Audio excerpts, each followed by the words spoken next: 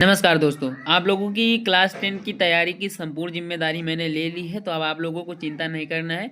बहुत से स्टूडेंट्स का कमेंट आ रहा था कि सर मुझे डर लग रहा है। डर किस बात से लग रहा है? आप लोगों ने तैयारी तो की है ना। तैयारी नहीं भी की है तो अभी भी बहुत समय है जो आप तैयारी कर सकते हैं और तैयार कर सकते हैं। ऐसा नहीं है, अभी भी आपके पास पूरा पूरा एक महीने में आप समस्त सिलेबस मैथ को छोड़कर आप कंप्लीट कर सकते हैं। मैथ में मैं मानता हूँ कि थोड़ा बहुत रह जाएगा, बाकी सभी विषयों को कर सकते हैं। अगर अपने पे आ गए तो मैथ भी कर ले जाएंगे। ठीक है, कक्षा 10 20 फरवरी को जो पेपर आने वाला है उसका सामाजिक विज्ञान का पेपर, इसके पहले भी मैंने एक वीडियो डाला था, अच्छा खासा व्यूज़ गए हैं। और इस पेपर को भी देख लीजिएगा। दोनों पेपर से आप लोगों को कुछ ना कुछ ज़रूर इंपॉर्टेंट मिलेगा। ठीक है, तो बिना किसी देरी के वीडियो शुरू करते हैं और आगे की चर्चाएँ करते हैं। तो ये जो पेपर है ये केवल प्रश्न पत्र है, इसके साथ मैं आंसर्स आप लोगों को बताते हुए चलूँगा। प्रारंभ में आप लोगों को 15 मिनट परीक्षार्थियों को प्रश्न पत्र पढ़ने के लिए निर्धारित है, उनमें कोई कटौती नहीं है। यह प्रश्न पत्र 2 खंडों में विभाजित है, आखंड और बाखंड। आखंड में आपको 20 वैकल्पिक मिलेंगे और एमआर सीट में आपको उनको लिखना होगा।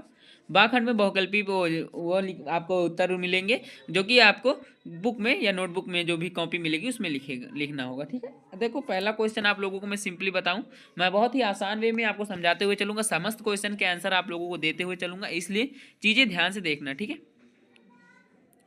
अगर मैं यहाँ पर सिंपली आप लोगों से बात करूँ फ्रांस की क्रांति के परिणाम स्वरूप क्या क्या हुआ था, तो फ्रांस की क्रांति के परिणाम स्वरूप देखो, स्टेट जनरल का नाम बदलकर नेशनल असेंबली कर दिया गया, ये भी सही है। उसके बाद आंतरिक आयात निर्यात शुल्क समाप्त कर दिया गया, ये भी सही है। क्षेत्रीय बोलियों को प्रोत्साहित किया गया, ये भी सही है।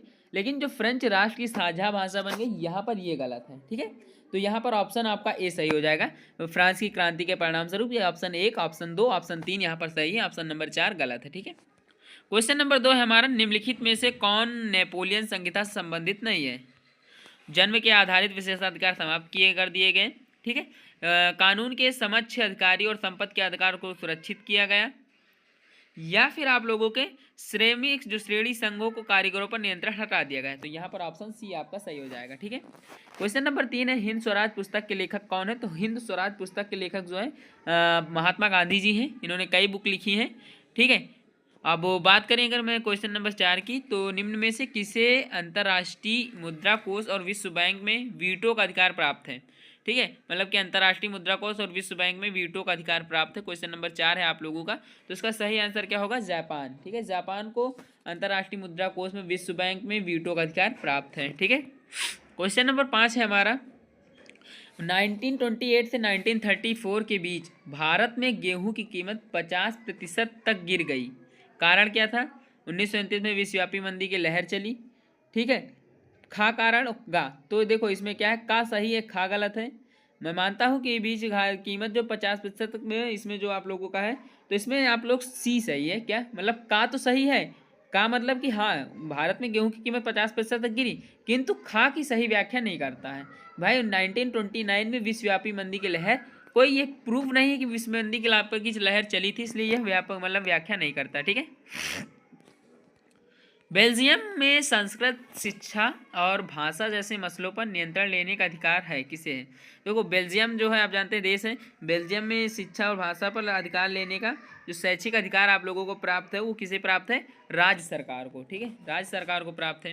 क्वेश्चन नंबर 7 है हमारा, अवशिष्ट विषय से क्या तात्पर्य है? वे विषय जो राज्य सूची के अंतर्गत आते हैं, या वे विषय जो समवर्ती सूची के अंतर्गत आते हैं, वे विषय जो संघ सूची के अंतर्गत आते हैं, या ये वे विषय जो किसी भी सूची के अंतर्गत नहीं आते हैं? तो इसका सही आंसर क्या हो जाए? ऐसे विषय जो किसी भी सूची के अंतर्गत नहीं आते वो कहाँ रखे जाएंगे? अवशिष्ट विषय में रखे जाएंगे। ठीक है, क्वेश्चन नंबर 8 है, भाषाई निम्नलिखित कथनों में से कौन सा एक सही? भाषाई आधार पर राज्यों का निर्माण से देश ज़्यादा मजबूत हुआ, नहीं ये गलत है। झारखंड और उत्तराखंड राज्यों का गठन भाषा के आधार पर किया गया, हाँ ये तो सही मानता हूँ मैं। ठीक है, तो यहाँ पर जो आप लोगों, लेकिन यहाँ पर जो सही है वो है ये कि हिंदी लगभग 40% भारतीयों की राजभाषा, हाँ ये मैं सही मानता हूँ यहाँ पर। ठीक है, बाकी सब यहाँ पर गलत हो जाएंगे।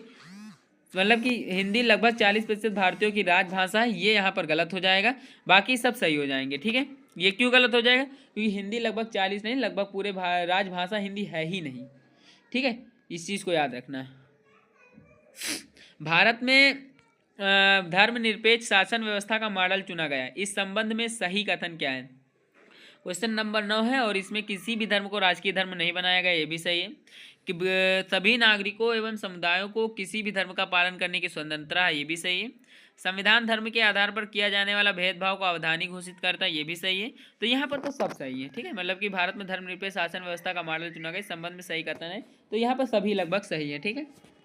राजनीतिक दल से संबंधित सुधार, संविधान संशोधन किस उद्देश्य से किया गया, ठीक है। जो आप लोग जानते हैं एक सुधार हुआ था वो किस उद्देश्य से किया गया, तो आपको पता होना चाहिए कि आपराधिक पृष्ठभूमि वाले व्यक्तियों को चुनाव पर लड़ने पर प्रतिबंध लगाना मेन इनका यही मकसद था, ठीक है। इसीलिए यह उद्देश्य संशोधन किया गया, ठीक है।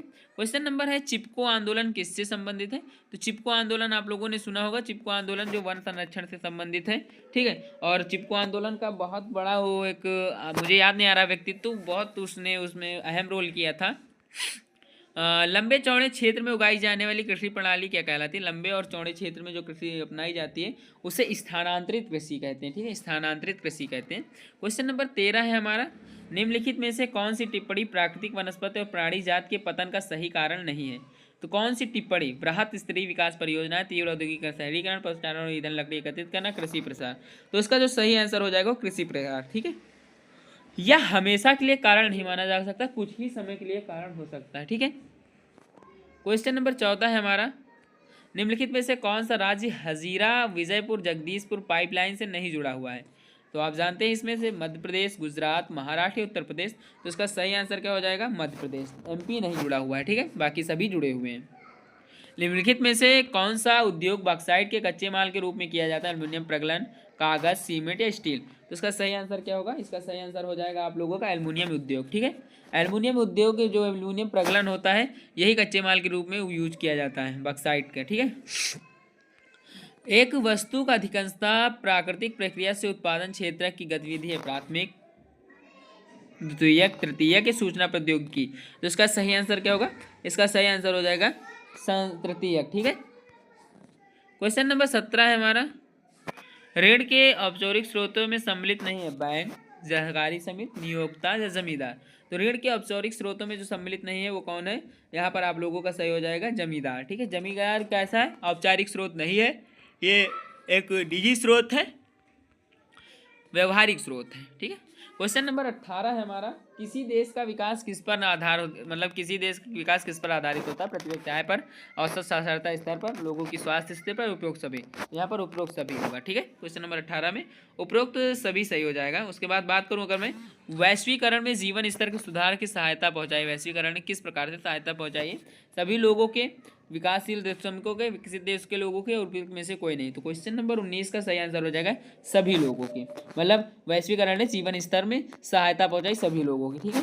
क्वेश्चन नंबर 20 और वैकल्पिक क्वेश्चन का अंतिम क्वेश्चन है, एक यहाँ पर ऑप्शन दिया गया है, इसको मिलाना है, ठीक है। मैं सिंपली बता देता हूँ, एक उत्पाद के घटक का विवरण देना क्या कहलाता है, जो आप लोगों का एक उत्पाद के घटक का विवरण माना सूचना का अधिकार माना जाता है। एक मार्क क्या है, एजेंसी जो वस्तु सेवाओं के लिए मानक विकसित जो खाद्य गुणवत्ता का प्रमाण, उपभोक्ता कल्याण अंतर्राष्ट्रीय जनता। तो यहाँ पर जो एक मार्क होगा आप लोगों का वो हो जाएगा आप लोगों का अनाज और खाद्य तेलों की गुणवत्ता का प्रमाण है, ठीक है।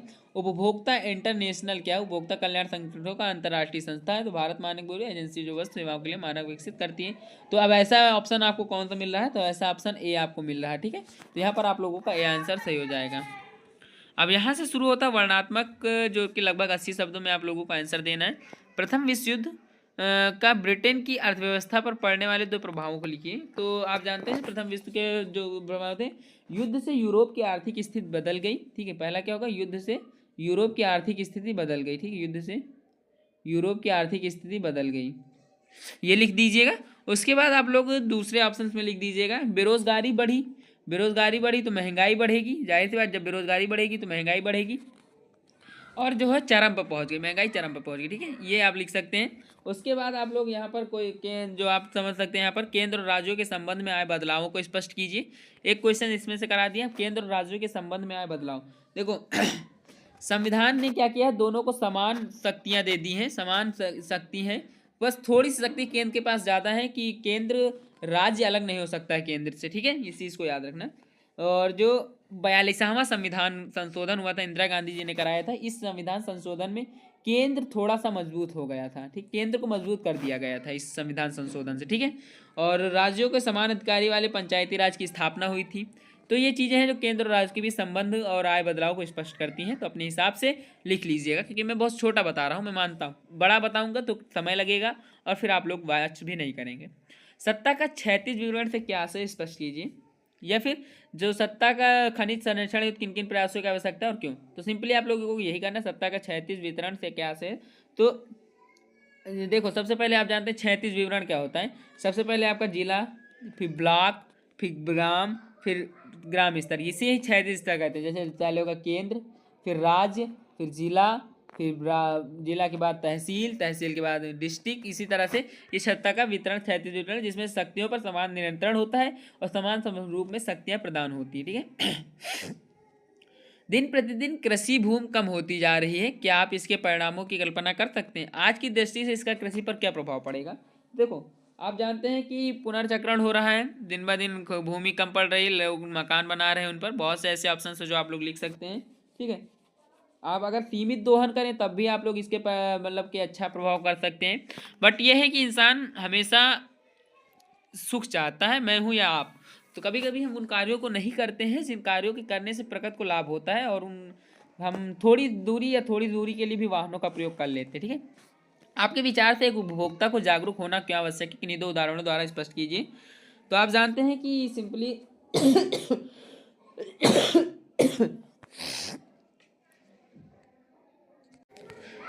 ठीक है, अब क्वेश्चन है आप लोगों का, मरियान और जर्मेनिया कौन थे। तो मैंने इनके बारे में आप लोगों को बता दिया था और इनके बारे में अच्छे से समझा भी दिया था। अगर वो वीडियो नहीं देखी तो जाकर चैनल पर देख लो और इनका महत्व भी आप लोग समझ जाएंगे। ठीक है, असहयोग कार्यक्रम को कब और किस अधिवेशन से स्वीकृति मिली? गांधी जी ने असहयोग आंदोलन वापस लेने का फैसला क्यों किया? क्योंकि जलियांवाला बाग हत्याकांड हुआ था, उसी वजह से वो वापस ले लिया था। ठीक है, लोकतंत्र से क्या तात्पर्य? लोकतंत्र के प्रमुख परिणामों को स्पष्ट कीजिए। राजनीतिक दल, मैं सिंपली यहाँ पर क्वेश्चन आप लोग समझ सकें। देखो, मैं अब यहाँ पे बात करें, अगर मैं राजनीतिक दल का इस अर्थ आप लोग समझ सकते हैं। राजनीतिक दल वो होती है जो जनता द्वारा चुने गए प्रतिनिधित्व का देश का प्रतिनिधित्व करती हैं, देश को विभिन्न ऊंचाइयों तक पहुंचाने का प्रयास करती हैं। ये सारा चीज़ इसमें लिख सकते हैं। भूमि संसाधन से क्या तात्पर्य है, और संसाधन के रूप में भूमि के उपयोग किन उद्देश्यों के लिए किया जाता है, व्याख्या कीजिए। तो सिंपली आप समझ सकते हैं, भूमि संसाधन आप लोग लिख लीजिएगा, उसके उपयोग लिख लीजिएगा, फिर उसके ना होने के परिणाम, और हम लिखने में आएंगे तो बहुत लिख लेंगे। ठीक है, इसलिए मैं इसको बता भी नहीं रहा हूँ। तृतीय क्षेत्र की गतिविधियों का उदाहरण दीजिए एवं सही यह स्पष्ट कीजिए कि यह तृतीय क्षेत्र किस प्रकार प्राथमिक और द्वितीय क्षेत्र से भिन्न है। ठीक है, तृतीय क्षेत्र आप जानते हैं, तृतीय क्षेत्र में क्या आता है? परिवहन आता है, व्यापार आता है और बैंकिंग संचार आता है। लेकिन यह प्राथमिक और द्वितीय क्षेत्र को सहारा देता है। ठीक है, इस चीज़ को स्पष्ट कर लीजिए, प्राथमिक और द्वितीय को क्या करता है? सहारा देता है, बस। विकास में ऋण की भूमिका का विश्लेषण करते हुए ऋण की 4 प्रमुख शर्तों का उल्लेख कीजिए। तो आप जानते हैं विकास में ऋण की भूमिका क्या है? बैंक, 4 प्रमुख शर्त मतलब स्रोत क्या है?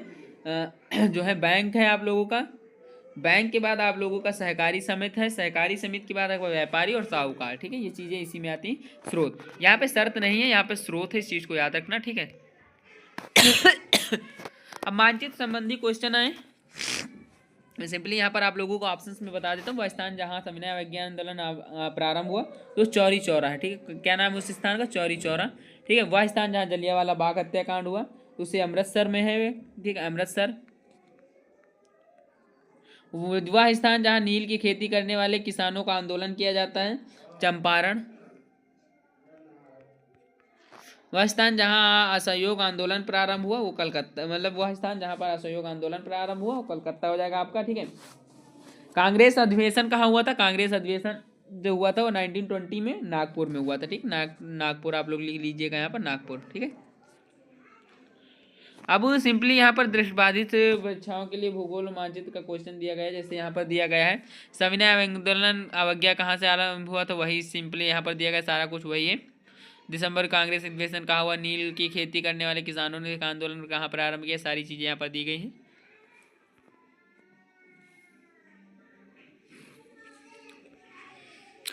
असम का एक राष्ट्रीय पार्क का नाम लिखो। तो यहाँ पर आप लोग लिख सकते हैं काजीरंगा। ठीक है, क्या लिख सकते हैं? काजीरंगा। काजीरंगा असम का एक राष्ट्रीय पार्क है। भारत के पश्चिम तट पर स्थित एक पत्तन का नाम लिखो। तो वो आपका मुंबई हो जाएगा। मुंबई के बाद अगर मुंबई नहीं है तो कांडला, कोई भी लिख सकते हो, मुंबई, कांडला, कुछ भी लिख सकते हो। ठीक है, क्वेश्चन नंबर 3 है उत्तरी भारत के स्थित एक परमाणु ऊर्जा केंद्र का नाम लिखो। तो आप लिख सकते हैं नरौरा। क्या लिख सकते हैं, नरौरा। ठीक है, नरौरा एक परमाणु ऊर्जा केंद्र है जो कि यूपी में आता है। ठीक है, दक्षिण भारत की एक नदी का नाम लिखिए। तो दक्षिण भारत की एक नदी हो जाएगी आपकी कावेरी या फिर गोदावरी, कुछ भी लिख दीजिए, दोनों ही दक्षिण भारत की। उत्तर भारत में स्थित चावल उत्पादक एक क्षेत्र का नाम लिखिए। तो आप हरियाणा लिख सकते हैं, हरियाणा में चावल होता है। तो आप लोग हरियाणा नहीं लिखे, पश्चिम बंगाल का डेल्टा क्षेत्र, वहाँ पर भी चावल होता है। ठीक है, ऐसे करके लिख सकते हैं। ऐसा नहीं कि हाई स्कूल में अगर आप चाहेंगे तो लिख नहीं पाएंगे, तो लिख लेंगे। मैंने लगभग सारी चीज़ें आपको बता दी हैं, ऐसा नहीं कुछ भी रह रहा है। तो एक अच्छे से आप लोग पूछ सकते हैं, मैं अवश्य उसका जवाब दूंगा और आप लोगों को हमेशा सही दिशा दिखाऊंगा। इसलिए चैनल को सब्सक्राइब कर लीजिए, वीडियो अच्छी लगे तो लाइक करिएगा और कमेंट बॉक्स में बता दीजिएगा आपको नेक्स्ट वीडियो किस टॉपिक पर चाहिए। ठीक है, कैंडिडेट्स का मतलब कि आ रहे थे कमेंट कि हमें इंग्लिश की चाहिए, हिंदी की चाहिए, तो मैं लगातार डाल भी रहा हूँ, वो लोग देख भी रहे हैं। आप लोग भी अपना कमेंट करिए और बताइए हमें।